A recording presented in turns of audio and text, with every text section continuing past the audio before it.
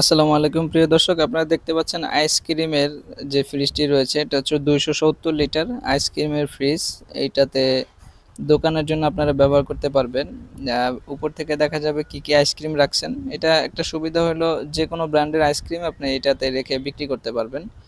এবং এটা খুবই সুন্দর চমৎকার একটা প্রিন্টের মধ্যে রয়েছে। এইটা হচ্ছে 270 লিটার, সাইড বাই সাইড হচ্ছে গ্লাস স্লাইডিং ডোর।